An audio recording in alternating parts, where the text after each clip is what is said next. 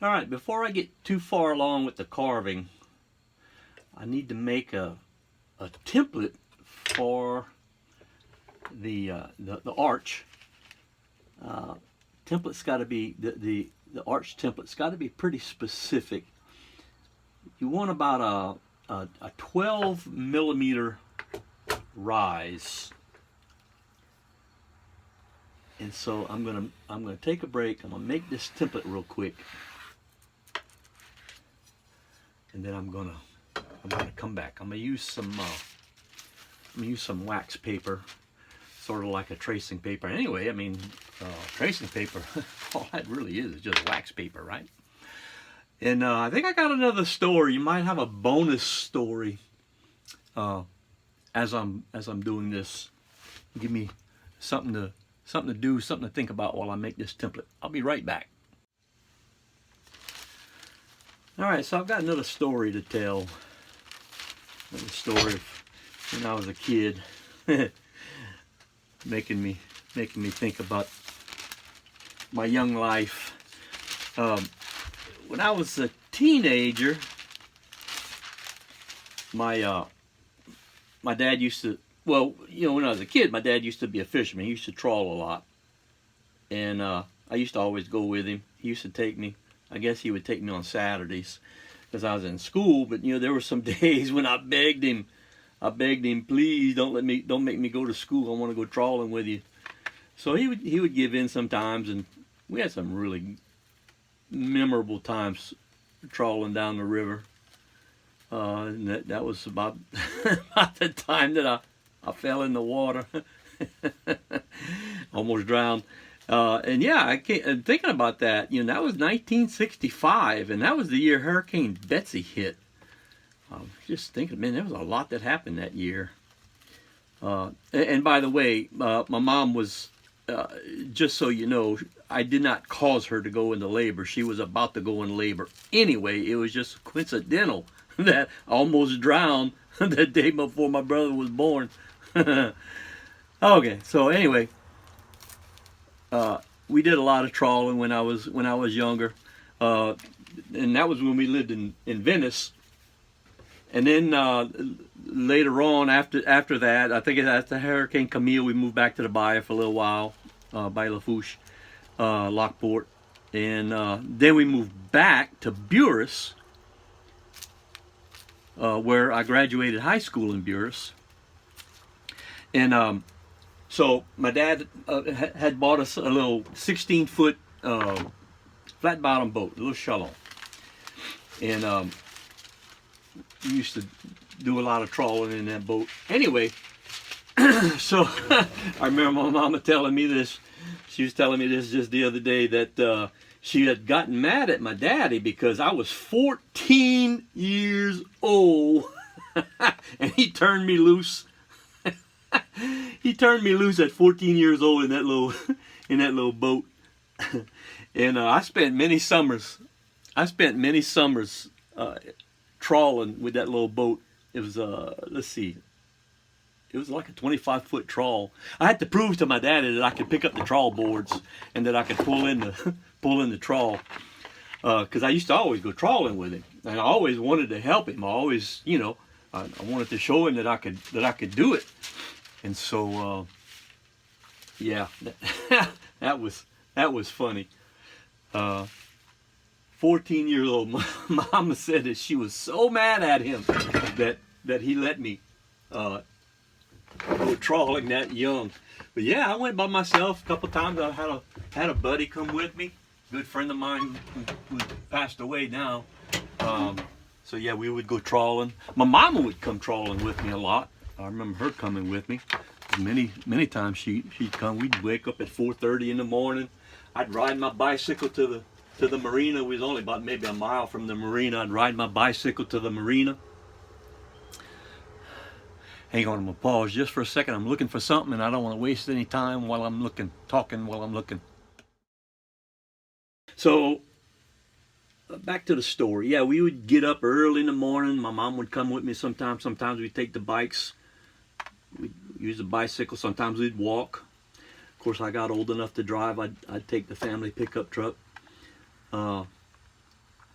whenever my buddy would come with me, I'd go knocking at his door. He only lived about a mile away. I'd go walk, either ride my bike or go walking on his door, get him up out of bed. He'd come with me, help me trawl. We'd catch some shrimp. I guess I made a living when I was a kid trawling. Matter of fact, that's how I bought my first car when I was in high school. 68 Malibu. Man, I wish I had that car to this day. But yeah, that was some good times. Anyway, we had an old 40 Evinrude. That thing was notorious for breaking down. The head gasket every now and then would blow, and when the head gasket blows, you can forget it. And the thing about it was too, it was a pull crank. It wasn't no electric start. And that's another thing I had to prove, that I could start the engine. So my daddy saw that I was old enough to start the engine and pick up the trawl boards. He would let me go. I was 14 years old. Boy, she was mad, but she got over it. My parents were cool, man. I don't know if you realize this, but I had some really cool parents. Let me do all this stuff as a kid, and there was so much more that I can talk about, stuff that they would let me do. You know, they basically let me grow up. You know, I didn't lead a sheltered life. I did all kinds of. I had the chance to do all kinds of things. Anyway, so this outboard was notorious for breaking down. Well, one day my mom was with me, and naturally it broke down. So guess you know, we didn't have no radios, we didn't have no CBs, definitely didn't have cell phones back then. So you know, and we were basically fishing, trawling out in the oil field. So there was always boats passing by, crew boats. But where we was in the back of this bayou, and there just wasn't any boats. We couldn't flag nobody down because there was nobody back there. So we did the next best thing. Here come an airplane. Here come a seaplane. We waited a little while. Nobody was coming, so this seaplane was flying overhead. Yeah, so Mama said, well, why don't we flag him down? I said, well, we can try. Sure enough, we flagged him down. He landed in the bayou, and he was able to get us some help.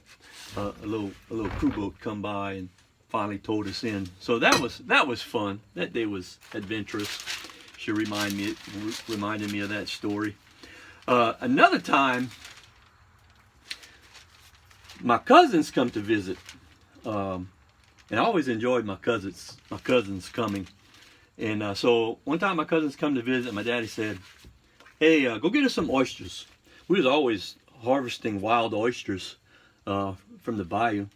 So we went, me and my cousins, my two cousins, and got in the boat. It was in the afternoon. I don't know, maybe 4 or 5 o'clock, maybe 3 o'clock. I think it was on a Saturday afternoon. And so we got to where we wanted to go. I told Daddy where I was going to be at. And so, you know, we started getting oysters. So it was starting to get dark. And right about the time, you know, it was time to leave. Time to come on home. Well, guess what? Yep.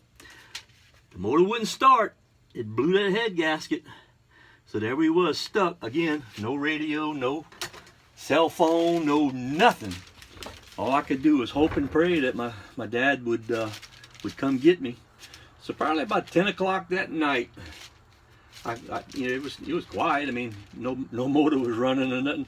About 10 o'clock that night, I heard a boat way off in the distance, and there they come. They come finding me.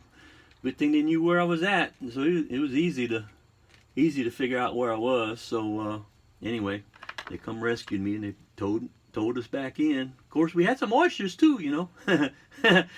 We had some good oysters. So yeah, that was some good times. So much fun as a child living in South Louisiana. Man, I miss them days. Sometimes I just want to go back, but you know, we live on. Anyway, so that was a little lagniappe story about my childhood. thought I'd share that. Let me finish making this template so I can finish doing some carving. Oh, by the way, the date today is October 18th, 2021. Today's Monday. Yesterday the Cowboys played. Cowboys won. As my buddy Nick says, the Cowgirls. Well, take that, Nick.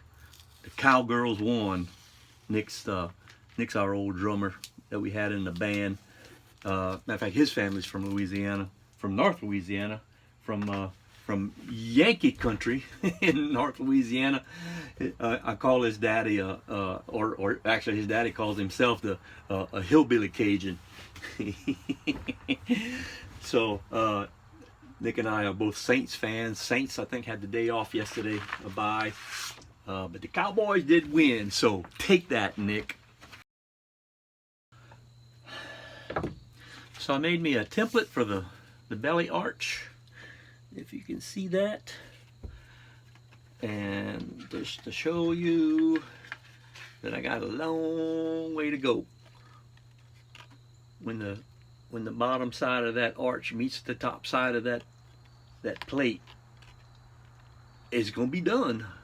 So anyway, I got the arch from this. If you can see that bottom line, that very bottom line, that's the arch. Actually, it should be like that.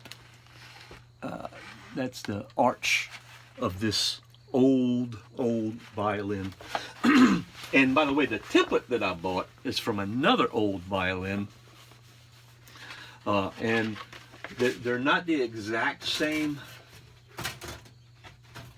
patterns, but they're so close. Remember the other day I put the template that I made up against this violin, and so just to show you, this new template, so very close to the pattern of this old violin. So the next violin I make, next fiddle I make, I'm going to base it off of this template. I'm going to put this template to good use, so that it will be more true, so that all of these purists out there that might be looking for a violin or a fiddle based off of an old actual violin or fiddle that might be more apt to buy, which I am going to build to sell. I want to sell, so if I sell, that's fine. If not, that's just that many more violins and fiddles that I get to play with once I teach myself how to play the fiddle. We're going to be playing some Cajun music. And I don't know if you could tell, there's some of my guitars in the background. That one, where we at? That one right there is my favorite. Let's see if I can point it out. Nah, it won't work. But that's my 6-string. I patterned it after a Stratocaster, but it's not a Stratocaster, but it's got pickups like a Stratocaster. And then that guitar right beside it, that other purple guitar, is my 5-string bass. Which my 5-string bass, I set it up, and I haven't even played it yet. I haven't even done any kind of recording. Well, actually, I recorded a quick little bass line just to see how it would sound, and it sounded amazing. So I've already started my Cajun song that I want to record. I wrote a song in English, and I've got it on Facebook right now. If you look me up on Facebook, called Louisiana Time, and I'm going to transpose that song into French, and I'm going to, all these new instruments that I'm making, I'm going to use those instruments to record that song. I've already started writing the lyrics for it in English. My mom's been helping me out. I've got the first couple of lines transposed into French, and it's just going to be a matter of time before it's recorded and have it out on the internet. All right, so it's the end of a long day. I've been up since about 5:30 this morning. I don't know, what am I turning into an old man? I mean, I'm only 62. I remember my grandparents, they used to get up early, and you hear stories of a lot of the old people, a lot of the old French people getting up at 4:30, 5 o'clock in the morning. Why you get up so well? I know why. It's advantageous to get up early, and you get so much more done. But anyway, so I've got a good portion of this side carved out. Tomorrow I'm gonna work some more on this side, and then I'm gonna round off the front and round off the back. I'm gonna wait for my gouges. So I got some gouges that I bought, but you're probably not sure what they are. But see how it's got like a little spoon. You know, you can get in there and kind of dig out, you know. But this is kind of a 1/4 inch gouge, you know, to get into some really tight spots.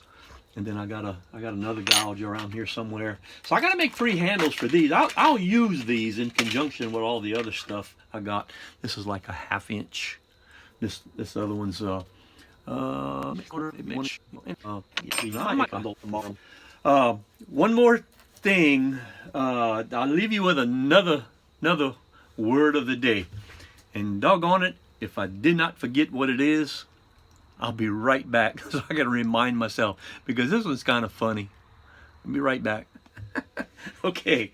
I'll leave you with the word of the day. And this word of the day, I think I have had, or a lot of my family have had. Kragbin.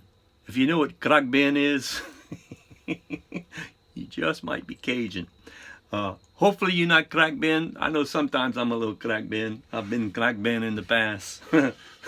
So, if you know what Kragbin is, you just might be Cajun. If you don't know what Kragbin is, go ask somebody. It's kind of funny.